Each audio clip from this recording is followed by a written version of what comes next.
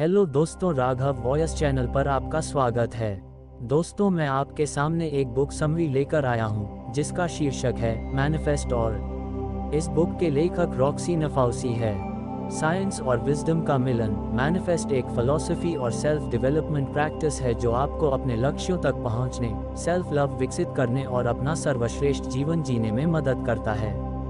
आप जिसे भी आकर्षित करना चाहते थे वह आपसे केवल 7 कदम दूर है।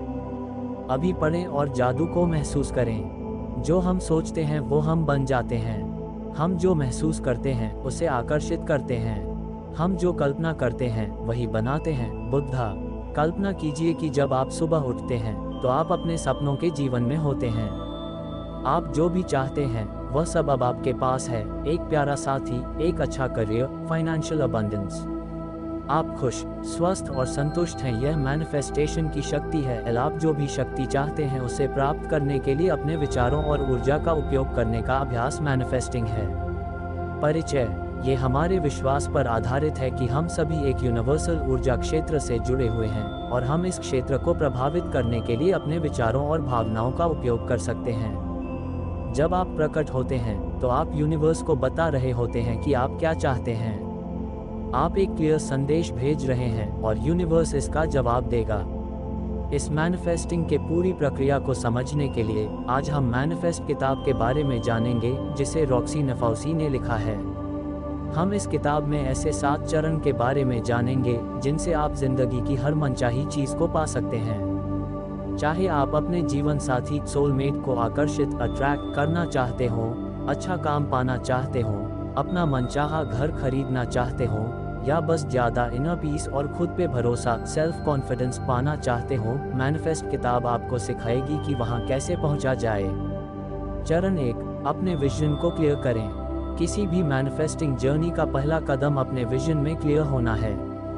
सीधे शब्दों में कहें तो अगर आप नहीं जानते कि आप कहाँ जा रहे हैं तो वहाँ नहीं पहुँच सकते जहाँ आप जाना चाहते हैं।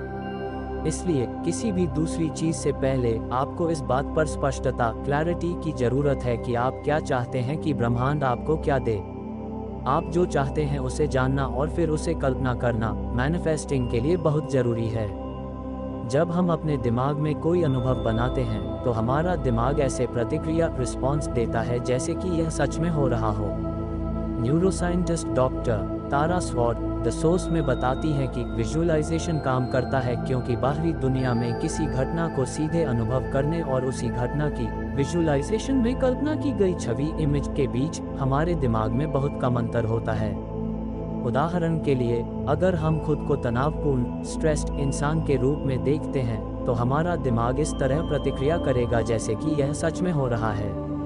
हमारा नर्वस सिस्टम लड़ने या भागने के लिए तैयार होगा और तनाव हार्मोन कोर्टिसोल और एड्रेनलिन मुक्त करेगा। इससे हमारा दिल तेजी से धड़कने लगेगा, हमारी सांसें छोटी हो जाएंगी और हमारा ब्लड प्रेशर बढ़ जाएगा। अपने मन में तनाव की स्थिति को कल्पना करके हम अपनी शरीर पर वर्बल और फिजिकल तनाव पैदा करते हैं। दूसरी तरफ, अगर हम अपने आप को एक शांत माहौल में कल्पना करते हैं तो हमारा दिमाग नर्वस सिस्टम को शांत करने और शरीर को आराम करने के लिए प्रेरित करेगा।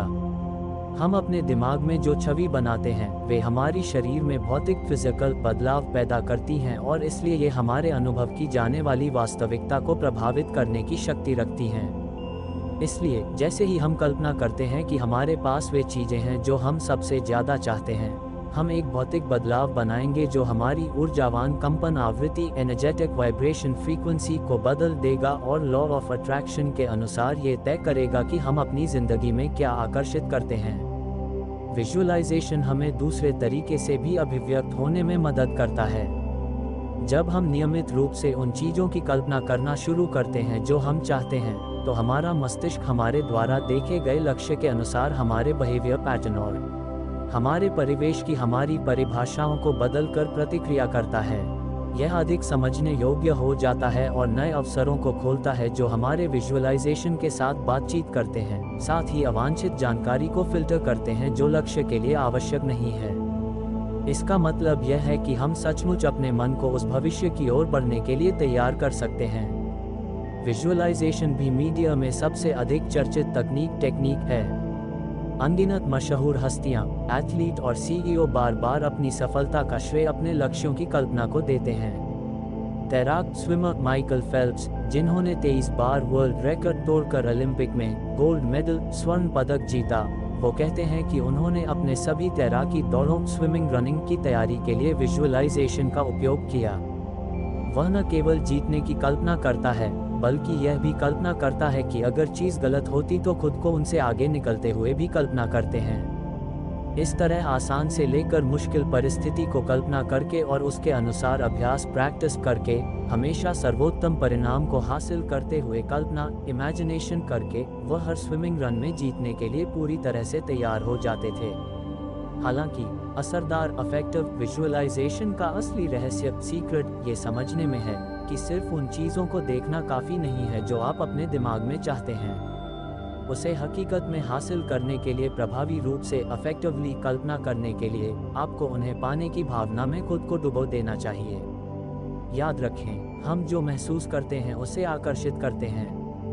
ये तभी होता है जब हम देख पाते हैं कि हम क्या चाहते हैं और फिर उसे पाने का भावनात्मक अनुभव पैदा करते हैं, तभी हम अपनी वाइब्रेशन फ्रीक्वेंसी को बदलते हैं। उदाहरण के लिए, जब आप अपने सपनों के घर को कल्पना करते हैं, तो आपको ये भी कल्पना करना चाहिए कि वहाँ रहना सच में कैसा लगेगा।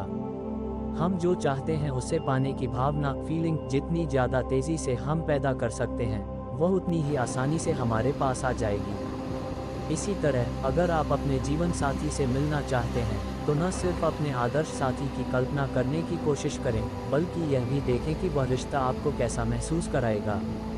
क्या आप उनके साथ बिना शर्त प्यार, सुरक्षा, सिक्योरिटी, वार्मथ और एक साथ एक घर में खुशी से रहने की भावना जगा सकते हैं? जब भी हम अपने अंदर संतुष्टि, सैटिस्फैक्शन, खुशी, खुद पे भरोसा और प्यार जैसी भावना पैदा करने के लिए विजुअलाइजेशन का इस्तेमाल करते हैं, तो हम अपनी वाइब्रेशनल फ्रीक्वेंसी या हमारी वाइब्स को बढ़ाते हैं, जो हमें हाई वाइब्रेशन को अपनी तरफ वापस आकर्षित करने की अनुमति देती है।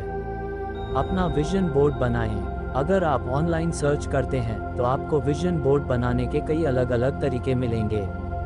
ऐसा करने का कोई सही या गलत तरीका नहीं है। आप किसी भी तरह से एक विजन बोर्ड बना सकते हैं। बस कुछ ऐसा बनाएं जो आपको उस जिंदगी की कल्पना करने में सबसे अच्छी तरह मदद करता हो जिसे आप हकीकत में पाना चाहते हैं। आप विजन बोर्ड के डिज़ाइन को इस तरह से बना सकते हैं। 1. सीन सेट करें। कुछ मोमबत्तियां जलाएं, कुछ आराम करने वाला संगीत बजाएं, शांति बनाएं और शांति से बैठ जाएं। अपनी विजन बोर्डिंग अभ्यास का मजा लेने और उसमें शामिल होने के लिए एक समय तय करें। 2. अपना मीडियम चुनें। कार्ड या कागज़ की एक बड़ी शीट लें और चुनें कि आप अपने लक्ष्य को किस अलग अलग रंग के कलम से लिखना पसंद करेंगे। बुलेट पॉइंट्स, बिंदुओं में या प्रवाह विवरण में। यदि आप छवियों का उपयोग करना चाहते हैं तो उन्हें स्वयं बनाएं। पत्रिकाओं, मैगजीन्स या समाचार पत्रों से तस्वीरें या शब्द काट लें जो वे चीज़ें दिखाते हैं जो आप अपने जीवन में हासिल करना चाहते हैं। जो भी आपके लिए सबसे अच्छा हो उसे चुनें, बस याद रखें, इसका आनंद लें। 3. अपनी टाइमलाइन चुनें। बोर्ड के टॉप पर वह निश्चित तारीख लिखें जिस समय आप उसे हासिल करना चाहते हैं। आप 3 महीने, 6 महीने या 1 साल का समय भी चुन सकते हैं। कभी कभी लोगों को ये जानने और कल्पना करने में मुश्किल होती है कि वे 1 साल या 5 साल में अपनी ज़िंदगी को कैसा देखना चाहते हैं। अगर आप थोड़ा अटका हुआ महसूस कर रहे हैं तो याद रखें, आप हमेशा एक अलग टाइमलाइन चुन सकते हैं जो आपको अच्छा फील करवाएं और आपके हिसाब से लगे कि इस समय में आपका लक्ष्य हासिल किया जा सकता है। 4. जोन में आएं। इससे पहले कि आप अपने बोर्ड में चीज़ें जोड़ना शुरू करें, तय करें कि आप उस पल में हैं और पहले से ही आपके भविष्य की उस भावना को हकीकत रूप दे रहे हैं। एक पल के लिए रुकें, कुछ गहरी सांसें लें और कल्पना करें कि आप अब से ठीक 6 महीने, 1 साल या 5 साल बाद उस पल को जी रहे हैं। जब आप अपने आप से यह सवाल पूछें तो अपने मन में एक स्पष्ट और लाइव छवि बनाएं। आप अपने अंदर कैसा महसूस करते हैं? किस तरह के संबंध आपके आसपास हैं? आप किस तरह के घर में रहते हैं? आपका पेशा, ऑक्यूपेशन क्या है? आपको किस बात पर सबसे ज़्यादा गर्व है? आप अपनी ज़िंदगी में क्या बदलना चाहते हैं? या क्या आप वैसे ही रहना चाहते हैं? जैसे ही आप इन सवालों का जवाब देते हैं, अपने आप को अपने सपनों, इच्छाओं और चाहतों में पूरी तरह से मुक्त होने दें। डर को अपनी कल्पना पर हावी न होने दें, इसके बजाय अपने दिमाग की नज़र को ठीक उसी जगह पर ले जाएं जहां आप जाना चाहते हैं। जैसे ही आप उस पल में डूबते हैं, अपने भविष्य की छवि को हकीकत में होते हुए देखें। अपने विजन बोर्ड को 6 श्रेणियां कैटेगरीज में बांटें। व्यक्तिगत विकास, पर्सनल डेवलपमेंट, मतलब आपका व्यक्ति स्तर पर विकास कि आप अपने अंदर कैसा महसूस करना चाहते हैं। 1 प्यार, 2 करियर, 3 दोस्त और परिवार, 4 घर, 5 अपने जुनून पर काम करना और 6 घूमना। हर वर्ग के लिए वे सभी चीज़ें लिखें जो आप चाहते हैं, फिर इसकी कल्पना करें। अगर आप कटआउट छवि का इस्तेमाल कर रहे हैं, जैसे आपके सपनों के घर की छवि, तो उन्हें अपने विजन बोर्ड पर चिपकाएं। हर वर्ग के लिए कम से कम 3 चीज़ें रखने की कोशिश करें। आप जितनी चाहे उतनी छवि लगा सकते हैं। इसे दूर रख दें। अपना विजन बोर्ड बनाने के बाद उसे कहीं सुरक्षित जगह पर रख दें और उसे समय समय पर देखते रहें। टॉप पर लिखी गई तारीख पर उसे वापस देखने के लिए एक रिमाइंडर सेट करें। चरण 2, डर और शक, डाउट को दूर करें। जब हम खुद को सपने देखने की पूरी अनुमति देते हैं, तो हमारे डर और शक को छिपने की कोई जगह नहीं मिलती। इसलिए इस तरीके को आज ही आजमाएं। अगर आपका पिछला विजन बोर्ड डर और शक से सीमित था, तो वापस जाएं और इसे अभी संपादन एडिट करें, या एक नया विजन बोर्ड बनाएं जो ईमानदारी से उन सभी चीज़ों को रिफ्लेक्ट करता हो जो आप सच में चाहते हैं। बड़े सपने देखो और पीछे मत हटो। इसके लिए सबसे पहले अपने डर, डाउट और शक को पहचानें। जब आप उन सभी चीज़ों को देखते हैं जिन्हें आप अपनी ज़िंदगी में आकर्षित करना चाहते हैं, तो आपको सबसे पहले खुद के लिए ओपन माइंडेड और ईमानदार रहना चाहिए, ताकि यह पहचान सकें कि अभी आपके मन में क्या डर और शक हैं। अपने आप से कुछ सवाल पूछकर इसे पहचानने की शुरुआत करें। क्या आप सचमुच मानते हैं कि आप इसके लायक हैं? क्या आप इसे संभाल सकते हैं? क्या लक्ष्य आपके लिए संभव है? इसे लेकर अभी आपके मन में क्या असुरक्षाएं हैं? कौन सी मान्यताएं, बिलीव्स आपको रोक रही हैं? आप सिर्फ उस एक चीज़ के बारे में सोचने के लिए कुछ समय निकालें जिसे आप अभिव्यक्त मैनिफेस्ट करना चाहते हैं। इसे अपने मन की आंखों में साफ साफ देखें और फिर कुछ मिनट ये पहचानने की कोशिश में बिताएं कि जब आप सच में इसे पाने के बारे में सोचते हैं तो आपके मन में क्या डर और शक आते हैं। जितना हो सके उतने डर और शक को पहचानने की कोशिश करें और उन्हें लिखें। ध्यान दें, आपकी अंदरूनी आवाज़ चाहे कितनी भी शांत हो, अगर वह आपको खुद पर पूरा विश्वास करने से रोकती है, तो इस पर रोशनी डालें। भले ही आपके विचार विसंगत, अलॉजिकल लगे, उन्हें लिख लें। अपने डर और शक की हर डिटेल को जानने से ही आप उसे दूर कर सकेंगे। उन डरों और संदेहों पर एक नज़र डालें जिन्हें आपने अभी पहचाना है और इसे समझें। ये सीमित मान्यताएं, लिमिटिंग बिलीफ्स और असुरक्षा, इनसिक्योरिटीज ही हैं जो आपको अपनी बेस्ट जिंदगी जीने से रोक रही हैं। आप उनके बारे में जितना ज़्यादा जागरूक होंगे, वे उतनी ही शक्तिहीन, पावरलेस होती जाएंगी, क्योंकि हर आत्म विकास यात्रा, सेल्फ डेवलपमेंट जर्नी के लिए जागरूकता हमेशा शुरुआती बिंदु होता है। बस इस अभ्यास को पूरा करें ताकि आप अपनी सीमा की विश्वास, बिलीफ्स को पहचान कर उन्हें ठीक करने के प्रक्रिया की शुरुआत कर दें। वास्तविक जीवन में आप जो कुछ भी हासिल करना चाहते हैं, उसके लिए इस अभ्यास को दोहराएं। या आप इसे किसी भी समय उपयोग कर सकते हैं जब आप प्रतिबंधात्मक विचारों या विश्वासों के कारण फंसा हुआ महसूस करते हैं। अपने रोजमर्रा के विचारों के प्रति सचेत पर्यवेक्षक बनें। आप इन्हें जितनी आसानी से पहचान सकेंगे, उतनी ही जल्दी आप इन्हें कमजोर कर सकेंगे और अपनी वांछित मान्यताओं को मजबूत कर सकेंगे, जो आपको सफलता की ओर ले जाएगा। डर और शक को दूर करने के लिए ये 2 तरीका काफ़ी ताकतवर, पावरफुल हैं। 1, अपने विचारों पर नियंत्रण रखें। हमारे विचार हमारी वास्तविकता को आकार देते हैं। याद रखें, विचार भावनाएं उत्पन्न करते हैं और विभिन्न भावनाओं की कंपन आवृत्तियां अलग अलग होती हैं। इसका मतलब यह है कि यदि आप अपने विचारों को नियंत्रित कर सकते हैं, तो आप अपनी भावनात्मक स्थिति को बदल सकते हैं, और यदि आप अपनी भावनात्मक स्थिति को बदलते हैं, तो आप अपने कंपन को बदल सकते हैं।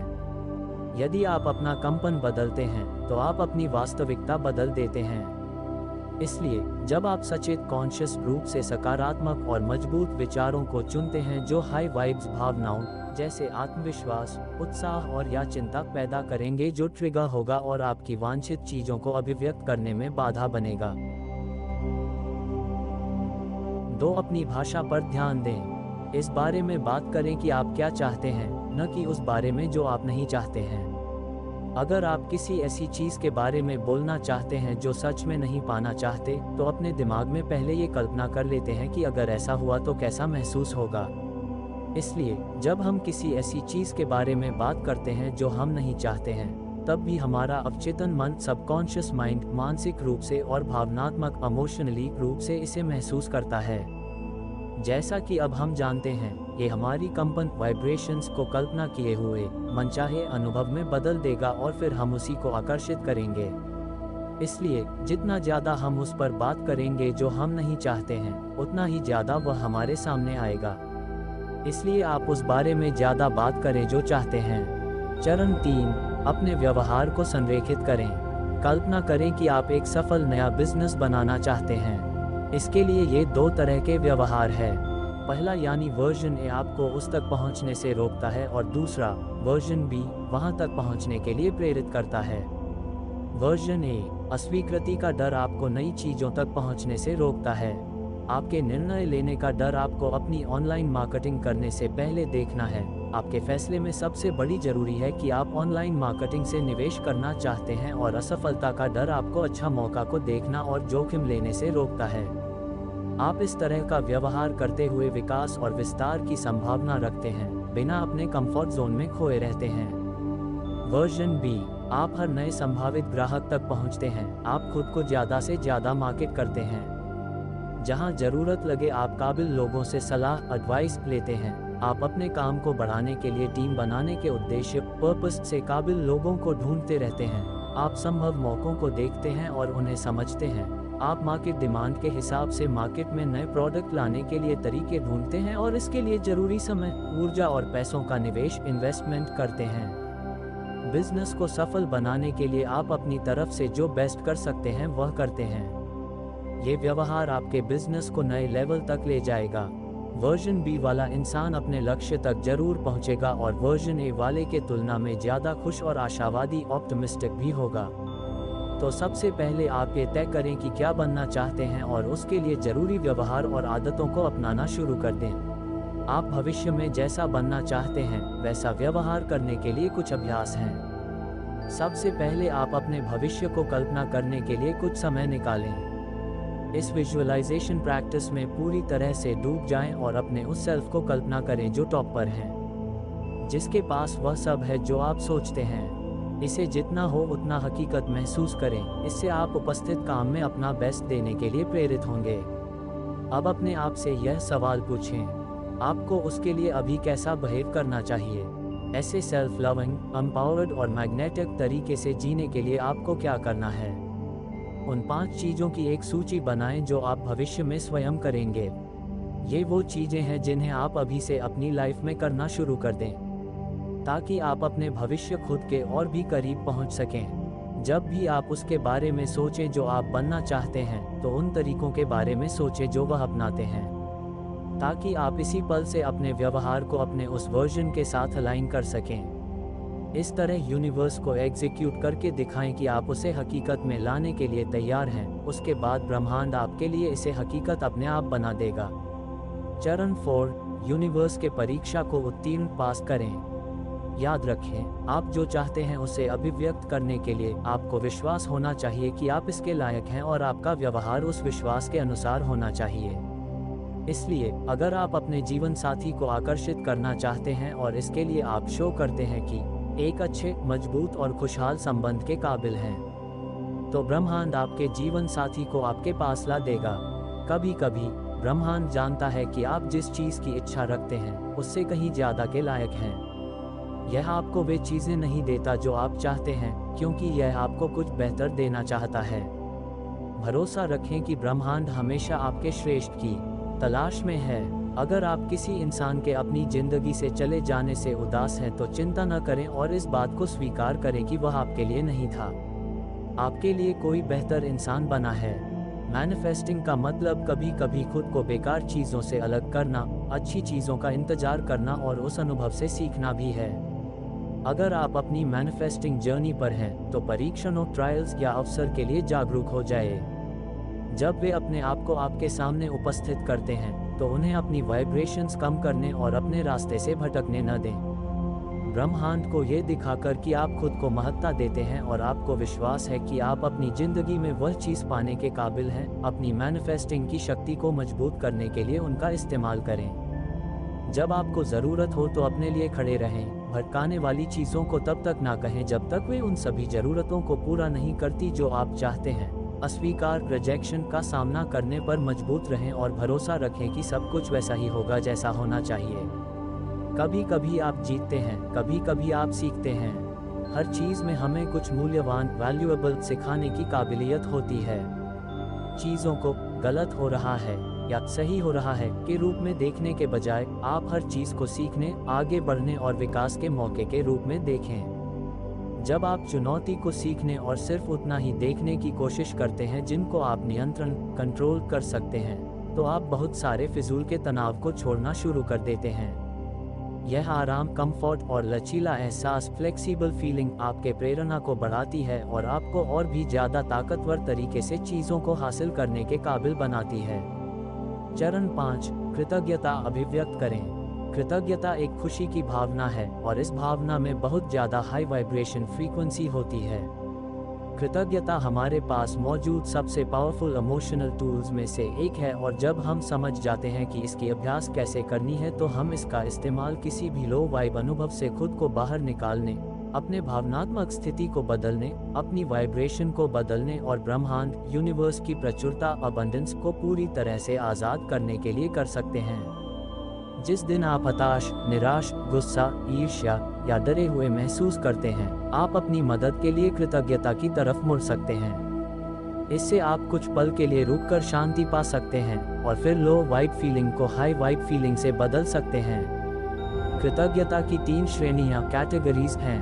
अपने लिए ग्रैटिट्यूड, ये ऐसी भावना है जिसमें आप अपने बारे में तारीफ करते हैं, जैसे मैं अपनी ताकत के लिए आभारी हूँ, मैं अपनी स्वास्थ्य के लिए आभारी हूँ, मैं अपने दिमाग के लिए आभारी हूँ। आपकी ज़िंदगी के लिए कृतज्ञता, इसमें आप अपने जीवन की प्रशंसा करते हैं, जैसे मैं अपनी नौकरी के लिए आभारी हूँ, मैं अपने परिवार और दोस्तों के लिए आभारी हूँ, मैं जहाँ रहता हूँ उसके लिए आभारी हूँ। दुनिया के लिए कृतज्ञता, इसमें आप उन चीज़ों के लिए कृतज्ञता महसूस करते हैं जो हम सभी के लिए सार्वभौमिक हैं। उदाहरण के लिए, मैं धूप के लिए आभारी हूँ, मैं लोगों से अच्छे रिश्ता के लिए आभारी हूँ, मैं घूमने और नए संस्कृति का अनुभव करने के लिए आभारी हूँ।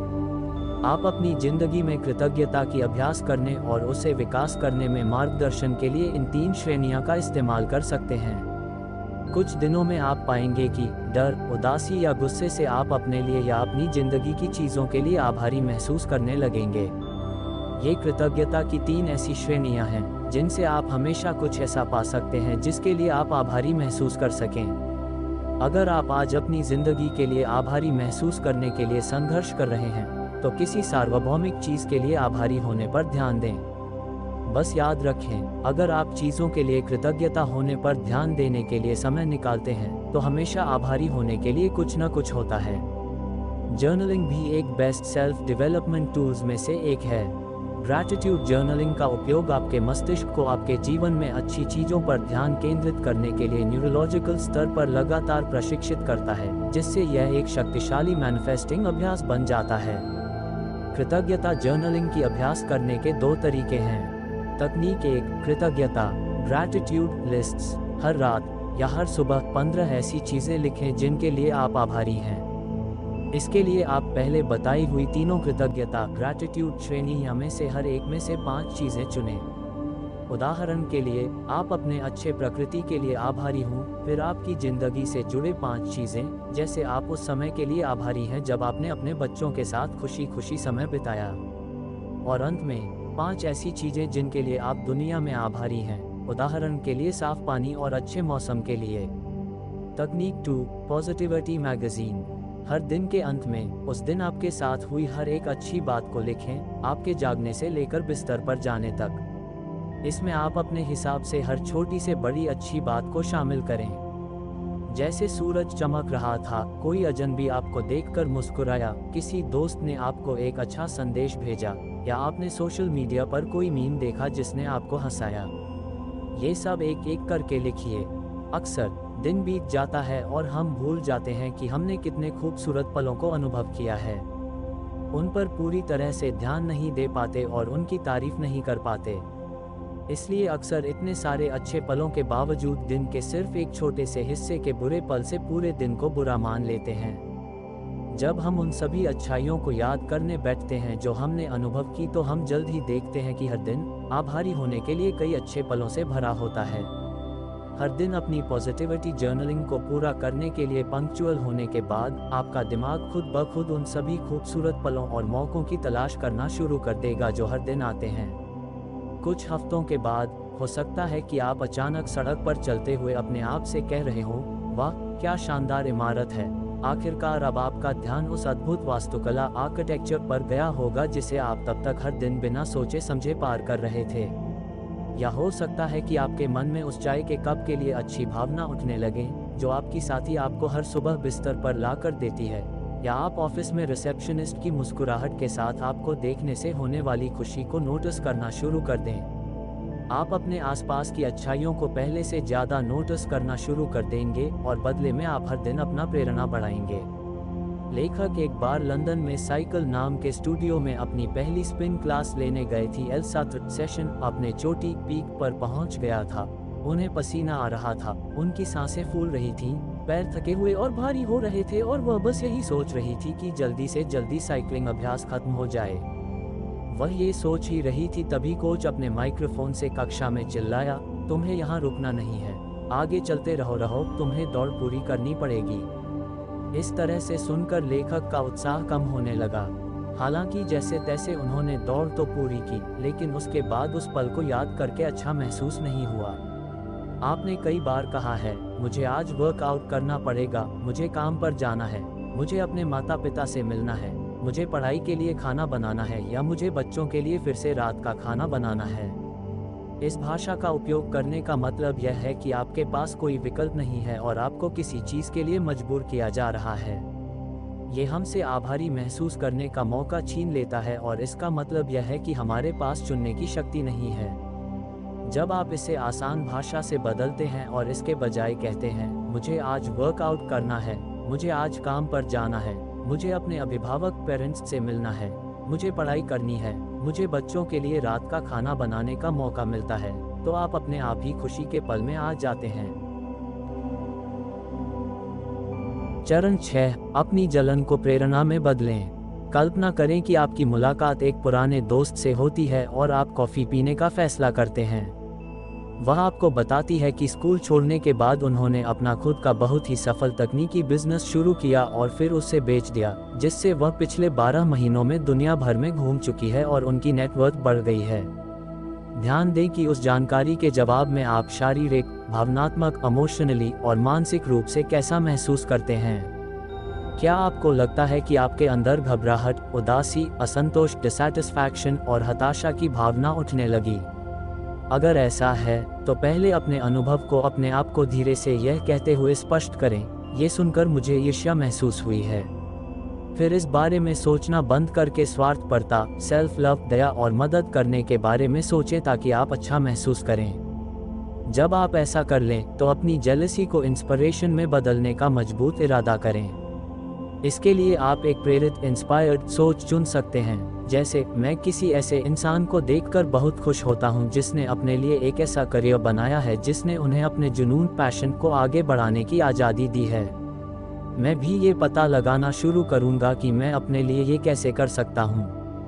इस तरह आप उनकी सफलता का इस्तेमाल अपने इस नज़रिए को प्रेरित करने के लिए कर सकते हैं कि आप क्या पाना चाहते हैं।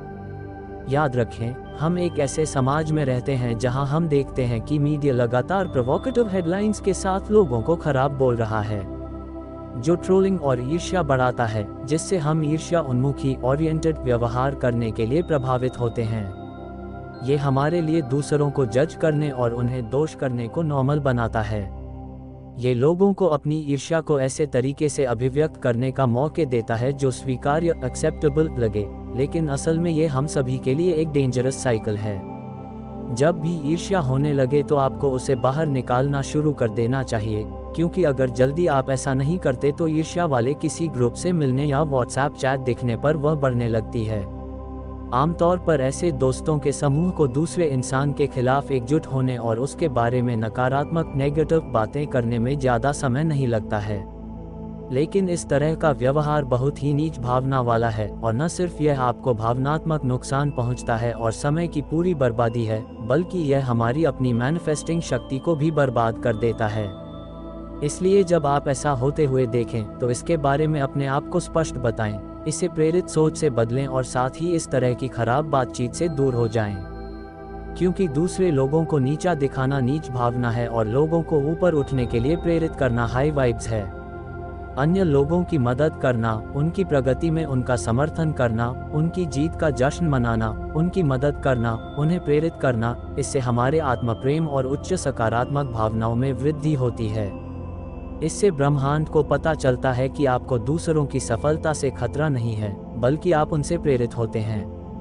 वह प्रेरणा आपको आपके सपनों के जीवन की ओर ले जाएगी। यदि आप दूसरों के विकास में खुश होकर उस प्रेमपूर्ण, चुंबकीय और जादुई ऊर्जा को ब्रह्मांड में डालते रहेंगे तो आपको भी बहुत ज्यादा मिलेगा। ईर्ष्या को प्रेरणा में बदलने के लिए ये 4 कदम उठाएं। एक, इसके लिए जागरूक बने। अपनी ईर्ष्या को स्वीकार करने के लिए आपको अपने ईर्ष्या से जुड़े सोच के बारे में सावधान रहना होगा ताकि जब वह आए तो आप उसे पकड़ सकें। 2, ईर्ष्या से जुड़ी शर्म और क्रिटिसिज्म को दूर करें। अपने और दूसरों के लिए प्यार, दया और मदद की भावना रखें। 3, इससे सीखें। अगर आप पाते हैं कि आप किसी दूसरे इंसान को जज कर रहे हैं तो अपने आप से पूछें, इस फैसले के पीछे क्या कारण है? कौन सा डर या शक इसे चला रहा है? उनके पास ऐसा क्या है जो मैं चाहता हूं? और उस कारण को खत्म करने की कोशिश करें। 4, ईर्ष्या को प्रेरणा में बदलें। हर मौके पर ईर्ष्या को ऐसे सोच से बदल दें जिससे आप प्रेरित महसूस करें और आपको आगे बढ़ने का मौका मिले।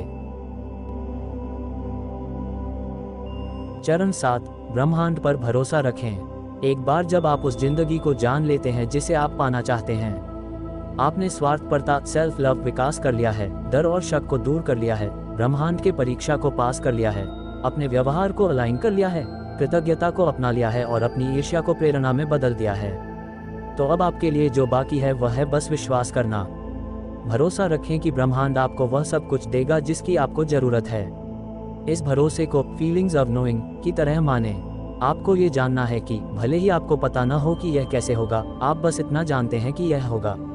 बिना किसी शक के यह मानना है कि जो चीज़ें आप सबसे ज़्यादा पाना चाहते हैं वे आपके पास आ रही हैं। यह विश्वास और अटूट आस्था ही है जो अंत में आपको वह सब कुछ करने में काबिल बनाएगी जिसे आप पाना चाहते हैं। अभिव्यक्त करना नियंत्रण करने के बारे में नहीं है, मैनिफेस्टिंग समर्पण के बारे में है। ये जानने और कल्पना करने के बारे में है कि आप क्या चाहते हैं, उस तक पहुंचने के लिए सक्रिय एक्शन लेते रहें और अपने आप को उस यात्रा के लिए समर्पित कर दें जो अंत में आपको वहां ले जाएगी। आप जो चाहते हैं उसे कल्पना करना गूगल मैप में अपनी डेस्टिनेशन लोकेशन डालने जैसा है। मैप पर भरोसा करके चलते रहने से अंत में आप वहां जरूर पहुंचते हैं। इसमें आप उस कंप्यूटर प्रोग्राम को दिशा देने की अनुमति देते हैं कि कौन से मोड़ लेने हैं, किन सड़कों से बचना है, किस हाईवे पर चलना है, और अगर आप गलत मोड़ लेते हैं तो आपको वापस ट्रैक पर लाने में मदद करता है। आप इस प्रक्रिया को नियंत्रित करने की कोशिश नहीं करते, आप अपना काम करते हैं और इसे अपना काम करने देते हैं। इसलिए मैनिफेस्टिंग के जादू के लिए समर्पण के लिए आपको उसी तरह उस पर भरोसा करना चाहिए। निष्कर्ष दोस्तों, आइए किताब के सभी 7 चरण को दोहरा लेते हैं ताकि ये सब आपको आसानी से याद रहे। चरण 1, अपने विजन में क्लियर रहें कि आपको क्या चाहिए। चरण 2, डर और शक को दूर करें। चरण 3, अपने व्यवहार को जो बनना चाहते हैं उस इंसान की तरह अलाइन करें। चरण 4, ब्रह्मांड के परीक्षा में उत्तीर्ण करें। आप जो चाहते हैं उसे अभिव्यक्त करने के लिए आपको विश्वास होना चाहिए कि आप इसके लायक हैं और आपका व्यवहार उस विश्वास के अनुसार होना चाहिए। चरण 5, कृतज्ञता ग्रैटिट्यूड अभिव्यक्त करें। चरण 6, अपनी ईर्ष्या को प्रेरणा में बदलें। चरण 7, ब्रह्मांड में भरोसा रखें। मैनिफेस्ट किताब की समीक्षा, साइंस और विजडम का मिलन। मैनिफेस्ट एक फिलॉसफी और सेल्फ डेवलपमेंट प्रैक्टिस है जो आपको अपने लक्ष्यों तक पहुंचने, सेल्फ लव विकसित करने और अपना बेस्ट जीवन जीने में मदद करता है। चाहे आप अपने जीवन साथी को आकर्षित करना चाहते हो, सही नौकरी या अपने सपनों का घर ढूंढना चाहते हो, या बस अधिक इंटरनल पीस और आत्मविश्वास की खोज करना चाहते हो, मैनिफेस्ट आपको सिखाएगा कि केवल 7 चरणों में वहां कैसे पहुंचा जाए।